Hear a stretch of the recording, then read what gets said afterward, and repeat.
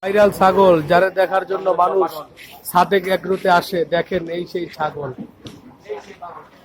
ঈদের আগে দিয়ে নিবে কিনা এখানে রেখে দিছে, এই সেই ছাগল। দেখছেন কত বড় বিশাল আকৃতির ছাগল।